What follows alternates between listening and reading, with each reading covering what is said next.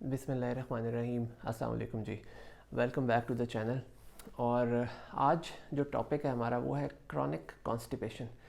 कब्ज़, ऐसी कब्ज़ जो बहुत थोड़ी पुरानी हो चुकी है। ठीक है जी, 1 मंथ, 2 मंथ्स, 3 मंथ्स, 6 महीने पुरानी कब्ज़। अच्छा जी, अब सबसे पहले आप समझ लें कॉन्स्टिपेशन को कब्ज़ कहते हैं सख्त बड़े पेशाब के आने को। कुछ लोग इसको ऐसे भी लेते हैं कि वो क्लिनिक में कहते हैं भी बच्चे को कब्ज़ है, जब पूछते हैं तो कहते हैं भाई 6 दिन बाद करता है, लेकिन वो सख्त नहीं होता, होता नॉर्मल है। तो ये जो नॉर्मल आना है 6 दिन बाद, ये कॉन्स्टिपेशन नहीं है, ये कब्ज़ नहीं है, ये वैसे रूटीन है, बिहेवियर ऐसा है।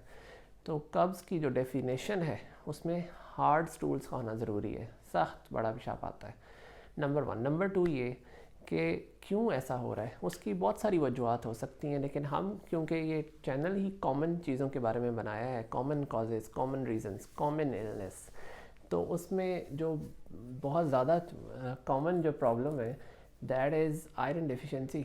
हमारे यहाँ 90% आई थिंक बच्चों को, या 95% बच्चों को आयरन की कमी है।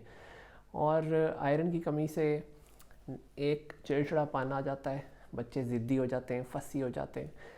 और नंबर 2, वो मिट्टी खाना स्टार्ट कर सकते हैं, सीमेंट, माचिस का मसाला, कोयले, इवन बाल खा सकते हैं, सीमेंट खा सकते हैं। नंबर 3, उनको कब्ज़ होना स्टार्ट हो सकती है। तो आयरन डिफिशिएंसी से number 4 of course stunted growth, कि वो ग्रो नहीं करते उस तरह जैसे उनको ग्रो करना है, उनको थकावट हो सकती है, जल्दी थक सकते हैं, हर काम में थकावट हो सकती है।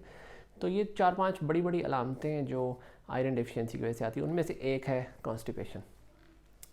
अच्छा, कब्ज़ जैसे जैसे पुरानी होती जाती है वैसे वैसे छोटे बेबीज़ के, बच्चों के जहन में एक डर आता जाता है कि भाई बड़ा पेशाब आ तो रहा है, लेकिन वो कोशिश करते हैं कि उसको रोक लें। वो अमूमन खड़े हो जाते हैं, नहीं करते, या इधर उधर जाके छुप जाते हैं, किसी सोफ़े के पीछे, चेयर के पीछे जाके छुप जाएंगे और खड़े हो जाएंगे, और अपने आप को इकट्ठा करना शुरू हो जाते हैं कि हम किसी तरह इसको रोक सकें, इस मूवमेंट को। रोकते इसलिए क्योंकि उनको पेन होता है करते हुए, तो रोकने की कोशिश भी जारी होती है। अगर वो उसको रोक लेते हैं तो नेक्स्ट टाइम वो इससे ज़्यादा सख्त आता है। तो ये एक विशियस सा सर्कल स्टार्ट हो जाता है, एक टाइम रोकेंगे, नेक्स्ट टाइम और ज़्यादा सख्त आएगा। तो और समटाइम्स क्रॉनिक कॉन्स्टिपेशंस के साथ ब्लड आ सकता है, खून आ सकता है, क्योंकि वो छोटा सा ज़ख्म हो जाता है बड़ी आंत के बिल्कुल आखिरी हिस्से में। अच्छा जी, अब इस कब्ज़ को ठीक करने में जब आप इलाज की तरफ आते हैं तो ऑफ कोर्स आपने आयरन तो देना ही देना है, क्योंकि रूट कॉज तो ये है कि आयरन की, खून की कमी होती है बच्चों, तभी उनको ये डेवलप होता है प्रॉब्लम।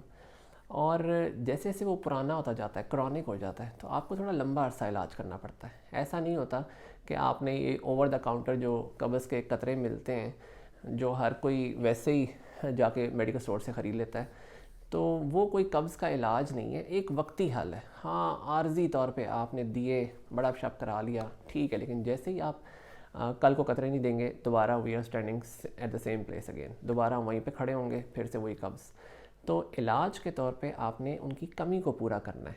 ठीक है जी, थोड़े बड़े बच्चे हैं तो उनको पानी भी पीना चाहिए, समटाइम्स पानी कम पीने की वजह से कब्ज़ हो जाती है। जो थोड़े बीमार बच्चे होते हैं, जो ज़्यादा चलना फिरना नहीं करते, एक जगह लेटे रहते हैं, उनको उस बीमारी की वजह से एक जगह रुके रहने की वजह से भी कब्ज़ हो जाती है। तो मूवमेंट बड़ी इंपॉर्टेंट है, हरकत में बरकत है, फेमस सेइंग।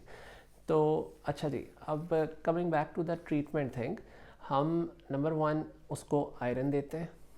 आयरन आपने देना है एटलीस्ट 3 मंथ्स, लेकिन अक्सर मैं 1 मंथ दे के तो अक्सर दोबारा वापस पेशेंट को फॉलो पे बुलाते हैं कि 1 मंथ बाद आपने दोबारा चेक कराना है, फिर थोड़ी थोड़ी डोजेजेस आपने एडजस्ट करनी होती हैं।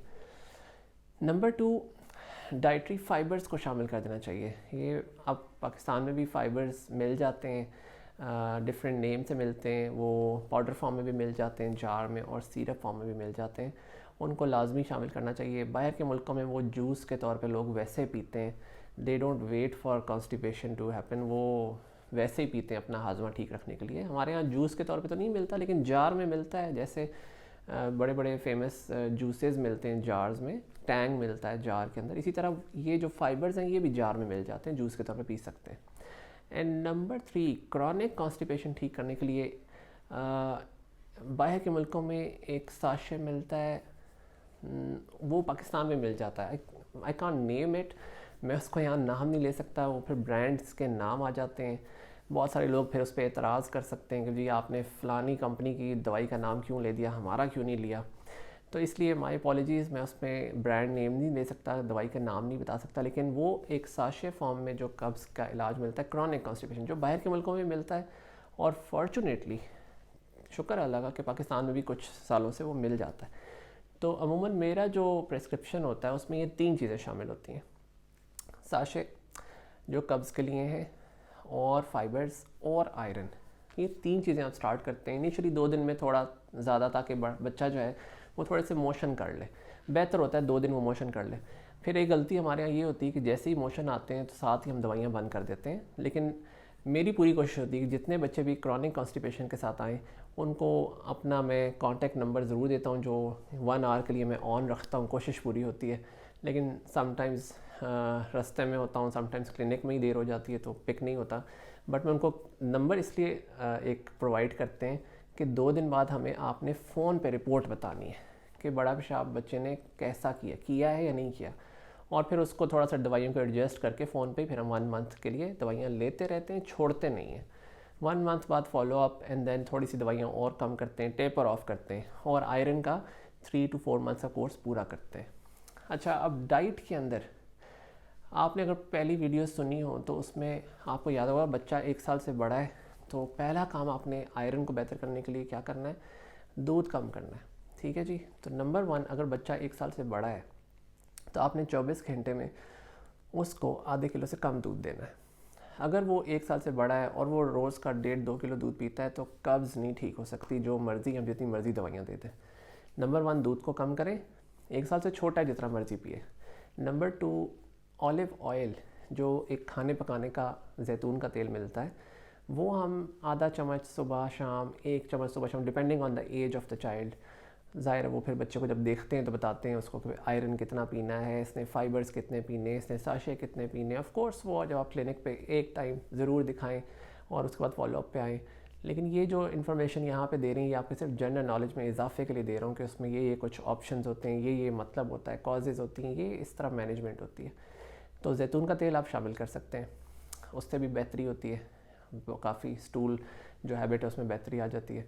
और देन कम्स कि आप डाइट में क्या ऐसा लें जिसके अंदर हमारे फाइबर्स और आयरन ज़्यादा हों। तो उसमें फल और सब्जियां शामिल होनी चाहिए।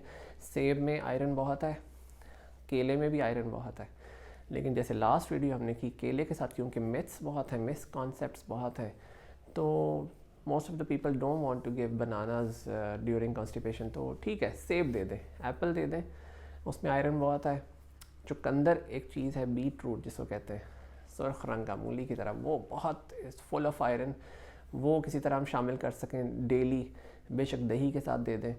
और इसी तरह आलू बुखारा जो है, इसके अंदर भी बहुत आयरन है। इवन कुछ जो कब्ज़ की दवाइयाँ अवेलेबल हैं उनके अंदर आलू बुखारा यूज़ भी होता है, और आलू बुखारे का जूस निकाल के दे सकते हैं, वेरी गुड, बहुत ज़बरदस्त है कब्ज़ के लिए। और नंबर 4, खजूर, डेट्स, 2-3 खजूरें रोज़ की मिल्क शेक बना के दे दें, वैसे खिला दें। तो ये 3-4 चीज़ें नेचुरल हैं और बहुत ही ज़बरदस्त हैं अपना खून बढ़ाने के लिए, कब्ज़ ठीक करने के लिए, सेहतमंद रहने के लिए। ठीक है जी। तो I hope this will help. इसके अलावा कोई चीज़, क्योंकि मैं तो ऐसे रैंडम एक टॉपिक स्टार्ट करता हूँ और मैं उस पर बोलता हूँ जो मेरे जहन में इस टाइम आ रहा होता है। तो आपके इसमें कोई क्वेश्चन हो, कोई क्वेरी हो तो प्लीज़ कमेंट से पूछें, आई ट्राई माई बेस्ट कि उसको हम टाइमली आंसर कर सकें। ठीक है जी, अपना बहुत सारा ख्याल रखें।